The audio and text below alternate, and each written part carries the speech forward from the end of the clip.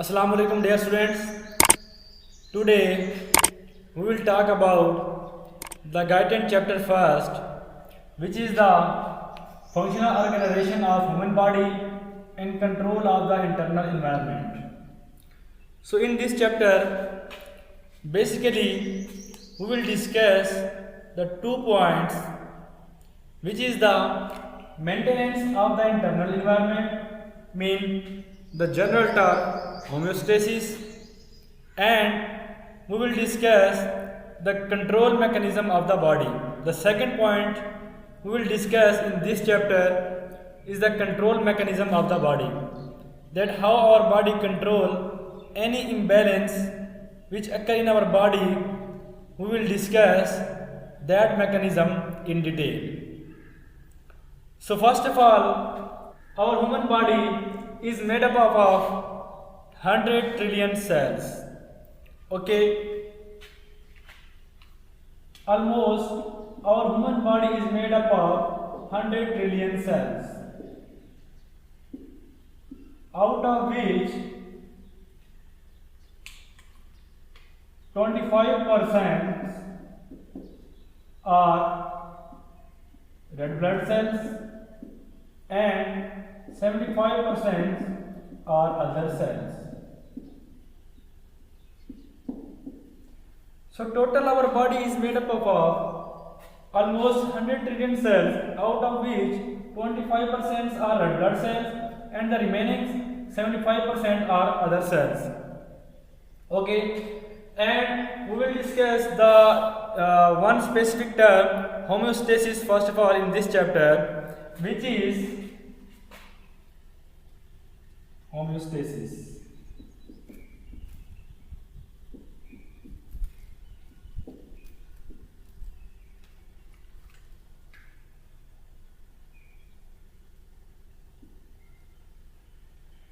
So what is homeostasis?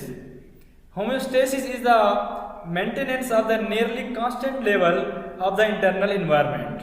Okay, maintenance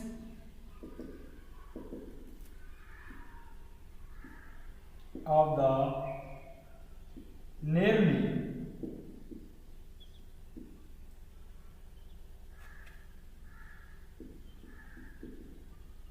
constant level of internal environment.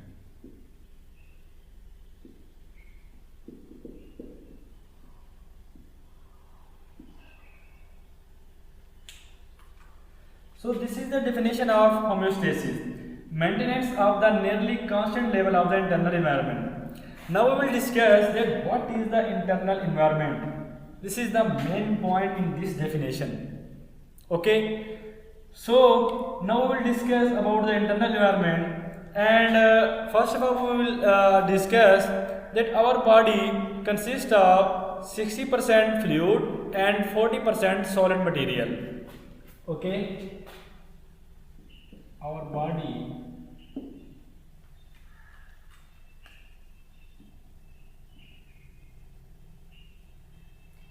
consists of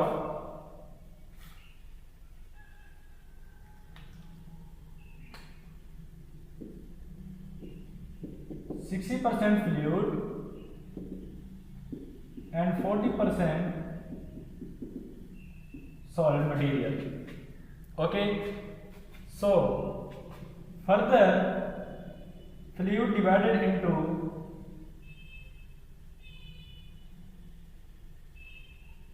external fluid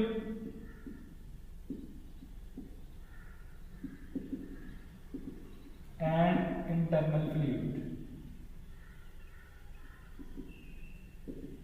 Okay, further fluid divided into external fluid and internal fluid. Now we will discuss that which fluid is internal fluid and which fluid we call external fluid. Okay, suppose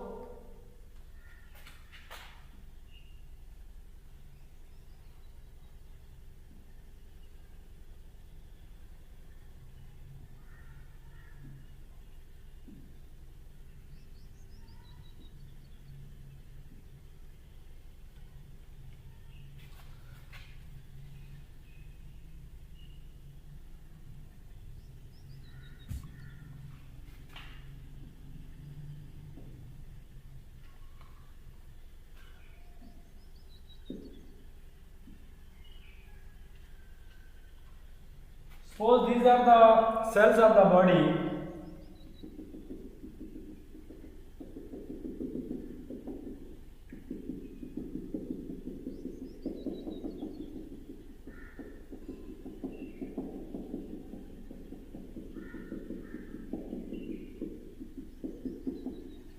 Suppose these are the cells of the body, and between these cells, blood vessels. Suppose any artery is passing between these cells.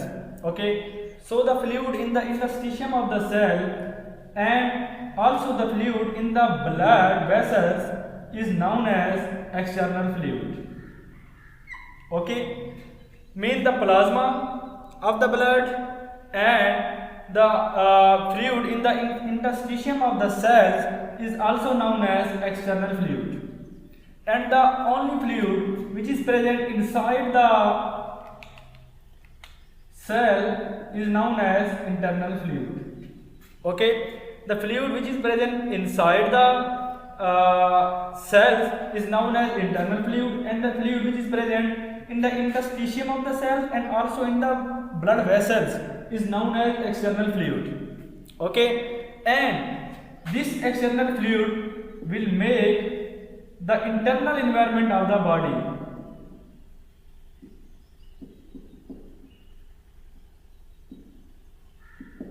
आपको थोड़ा सा confusion होगी कि दरअसल तो इस fluid को, जो इंटरनल फ्लूइड है जो सेल के अंदर है, इसको हमें कहना चाहिए था कि ये इंटरनल इन्वायरमेंट है, हालांकि बिल्कुल इसके अपोजिट चीज़ है। जो एक्सटर्नल फ्लूइड है मीन कि जो सेल्स की जो बाहर का एरिया है, जो उसका इंटरस्टिशियम है, और जो प्लाज्मा है मीन जो ब्लड वेसल्स के अंदर जो ब्लड फ्लूइड जो है फ्लो कर रहा है, उसको हम कहेंगे एक्सटर्नल फ्लूइड, और वो फ्लूइड मिलके इंटरनल इन्वायरमेंट बनाएगा बॉडी का। ठीक है, अब आते हैं पीछे मेन पॉइंट की तरफ। First of all, we have discussed that homeostasis is the maintenance of nearly constant level of the internal environment. So we are talking about this external fluid. When we talk about the homeostasis, then directly we are talking, then indirectly we are talking about the external fluid of the body, the maintenance of the external fluid of the body. देखें, जब भी हम homeostasis की बात करते हैं तो उस वक्त हम इस एक्सटर्नल फ्लूइड का जिक्र कर रहे होते हैं कि इस एक्सटर्नल फ्लूइड की जो मेंटेनेंस है उसको बरकरार रखने का जो प्रोसेस है उसको हम कहते हैं होमोस्टेसिस। ठीक है, ये बहुत ही सिंपल वर्ड में इसकी डेफिनेशन होगी। Maintenance of the nearly constant level of internal environment mean the maintenance of the external fluid, the composition of the external fluid. अभी हम इनकी कंपोजिशन भी देखते हैं कि एक्सटर्नल फ्लूइड किससे बना होता है, इसमें क्या क्या इसके कौन कौन से कंपोनेंट हैं, और इंटरनल फ्लूइड के भी कंपोनेंट हम डिस्कस करते हैं। ठीक है, अच्छा, अभी हम इसके कंपोनेंट डिस्कस करते हैं। जो है इंटरनल फ्लूइड, इसमें बेसिकली पोटाशियम, मैग्नीशियम और फॉस्फेट आयन होते हैं। ठीक है, जो इंटरनल फ्लूइड है इसमें बेसिकली पोटाशियम, मैग्नीशियम और फॉस्फेट आयन होते हैं। और जो एक्सटर्नल फ्लूइड है इसमें क्या क्या होता है, इसमें भी हमारे पास आ जाता है sodium, chlorine, sodium ion, chloride ion and bicarbonate ion and oxygen, carbon dioxide, glucose, amino acids and fats. Okay, जो हमारा एक्सटर्नल फ्लूइड है इसकी कंपोजिशन में sodium, chloride ion, bicarbonate ion, oxygen, carbon dioxide, glucose और amino acids and fats पाए जाते हैं। ठीक है, और जो इंटरनल फ्लूइड है इसमें बेसिकली पोटाशियम, मैग्नीशियम और फॉस्फेट आयन पाए जाते हैं। ओके, अब देखते हैं कि ये जो आयन्स हैं जो एक्सटर्नल फ्लूइड में पाए जाते हैं ये आते कहाँ से, इनका ओरिजिन क्या है। ओके, तो अब हम डिस्कस करते हैं कि ये जो ऑक्सीजन और जो कार्बन डाइऑक्साइड है ये बेसिकली लंग्स से आ रही होती है। जब हम इनहेलेशन करते हैं एयर की तो उस दौरान जो गैसेस का एक्सचेंज होता है वहाँ से जो है एक्सटर्नल फ्लूइड में लंग्स के थ्रू ऑक्सीजन और कार्बन डाइऑक्साइड का जो एक लेवल है उसको हम बरकरार रख रहे होते हैं, ठीक है। इसके अलावा बाकी ये सोडियम और क्लोराइड है, ये बेसिकली किडनी से आता है। इसके अलावा जो ग्लूकोज, अमाइनो एसिड और जो फैट्स हैं ये जीआईटी से एब्जॉर्ब होके हमारे ब्लड में आते हैं और फिर ब्लड से इंटरस्टिशियम मीन एक्सटर्नल फ्लूइड या internal environment of the body में इंटर होते हैं, ठीक है। Glucose, amino acid and fats ये बेसिकली हमारी जीआईटी से आ रहे होते हैं, ठीक है। ये ऑक्सीजन और कार्बन डाइऑक्साइड बेसिकली लंग से आ रही होती है।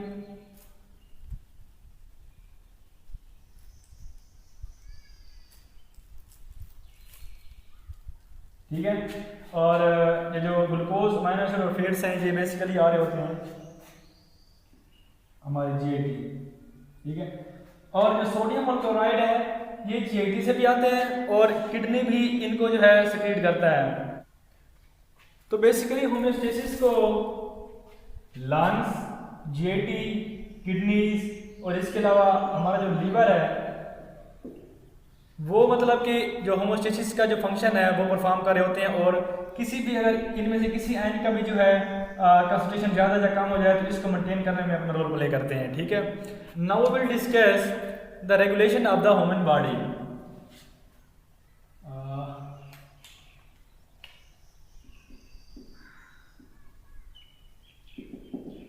रेगुलेशन ऑफ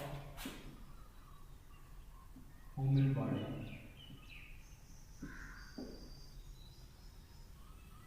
देखें हमारी बॉडी जो है वो बेसिकली हमारा जो नर्वस सिस्टम है, हमारा ब्रेन है, वो ही कंट्रोल कर रहा होता है हमारी बॉडी को, ठीक है। और इसके अलावा उसको सपोर्ट कर रहे होते हैं हमारे हार्मोन्स, ठीक है। बहुत ही सिंपल है, नर्वस सिस्टम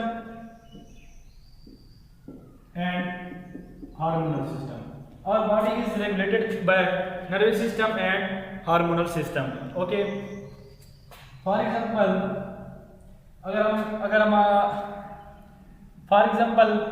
अगर हमारा कभी हाथ जो है वो किसी गर्म चीज़ के ऊपर छू जाए तो फ़ौरन ही जो है हम अपने हाथ को वापस खींच लेते हैं, ठीक है। ये दरअसल कौन परफॉर्म कर रहा होता है? ये हमारा नर्वस सिस्टम परफॉर्म कर रहा होता है। नर्वस सिस्टम फर्दर जो है sensory system,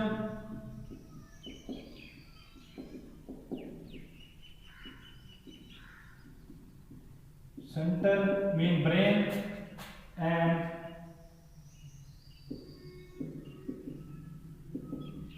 effector mean motor system, ठीक है। हमारा नर्वस सिस्टम जो है ये sensory system, centre mean brain and motor system mean effectors, इन तीन चीज़ों के थ्रू जो है अपना रोल प्ले करता है। फर्ज करें अब हमारा जो है हाथ किसी गर्म चीज़ के ऊपर लग गया है, ठीक है, तो हमारे जो सेंसरी रिसेप्टर हैं वो सिग्नल सेंड करेंगे सेंटर की तरफ मीन ब्रेन की तरफ कि हमारा जो हाथ है वो किसी गर्म चीज़ के ऊपर टकरा गया। अब जो उसका जो इफेक्ट है वो अब जो ये जो हमारा ब्रेन है ये मोटर सिस्टम के थ्रू इफेक्टर तक पहुंचाएगा कि ये चीज़ जो है ये गर्म है, फ़ौरन ही अपना हाथ को जो है आप पीछे खींच लें, ठीक है। तो इस तरह करके नर्वस सिस्टम जो है हमारी बॉडी के डिफरेंट फंक्शन को जो है रेगुलेट करता है। बाकी अभी सिर्फ और सिर्फ इस चैप्टर में हम सिर्फ और सिर्फ एक जनरल डिस्कशन कर रहे हैं कि हमारा बॉडी जो है किस तरह डिफरेंट फंक्शंस को रेगुलेट करके हमारी बॉडी को जो है मेंटेन करता है। और इसके अलावा इसको इन तमाम चीज़ों को हम डिटेल्स में नेक्स्ट चैप्टर्स में स्टडी करेंगे, मीन के जो आने वाले चैप्टर्स हैं फिजियोलॉजी में। उसके अलावा हार्मोनल सिस्टम, फर्ज करें हार्मोनल सिस्टम जो है फर्ज करें पैराथायराइड हार्मोन, पैराथायराइड हार्मोन ये हमारी जो बोन्स के अंदर कैल्शियम और जो फास्फेट है उसको कंट्रोल करता है।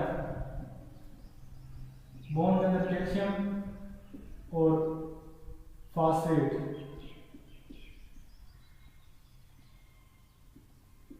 फास्फेट उसको कंट्रोल करता है, ठीक है। इसके अलावा थायराइड हार्मोन देख लें आप, थायराइड हार्मोन जो है अगर ये हमारे जिस्म की जो मेटाबॉलिज्म है उसको इंक्रीज करता है। इसके लिए में जो है टेम्परेचर हमारी बॉडी का इंक्रीज होता है, ठीक है। अगर थायराइड हार्मोन ज़्यादा सेक्रेट हो जाए तो हमारा बॉडी का जो मेटाबॉलिज्म है वो इंक्रीज कर जाता है और इसके नतीजे में हीट ज़्यादा जनरेट होती है, ठीक है। तो इस तरह नर्वस सिस्टम और हार्मोनल सिस्टम मिलके हमारी बॉडी में जो है वो रेगुलेट करने में अपना रोल प्ले करते हैं, ठीक है। अब हम जो है नेक्स्ट पॉइंट डिस्कस करेंगे, प्रोटेक्शन ऑफ द बॉडी। इसके बाद जो है हम डिस्कस करते हैं protection of the human body. Basically जो हमारा इम्यून सिस्टम है वो हमारी बॉडी को प्रोटेक्ट कर रहा होता है किसी भी ऑफेंडिंग ऑर्गेनिज्म के खिलाफ, ठीक है। और हमारा जो इम्यून सिस्टम है वो basically white blood cells, thymus, lymphocytes, ठीक है, स्प्लीन, इनसे मिलकर बना होता है, ठीक है। व्हाइट ब्लड सेल्स, लिम्फोसाइट्स,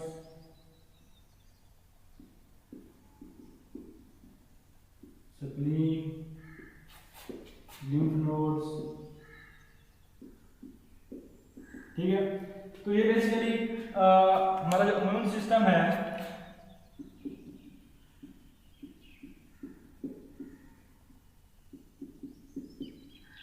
ठीक है, हमारा immune system white blood cell, lymphocytes और स्प्लीन और जो लिम्फ नोड्स हैं उनकी मदद से किसी भी ऑफेंडिंग ऑर्गेनिज्म के खिलाफ अटैक के खिलाफ कार्रवाई करता है और उसको डिस्ट्रॉय करता है। Now we will discuss the reproduction.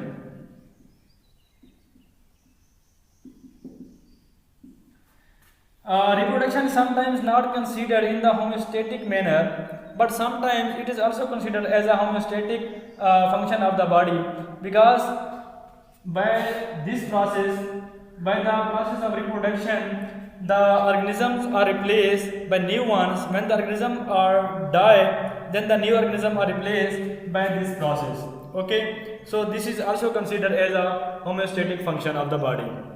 So in this lecture we have discussed the homeostasis of the body, and we have also discussed that the internal environment of the body, composition of the internal environment of the body, and regulation of the human body, and we have also discussed the protection and reproduction of the human body, how these all processes combine together to maintain the homeostasis of the body, to maintain the constant internal environment of the body.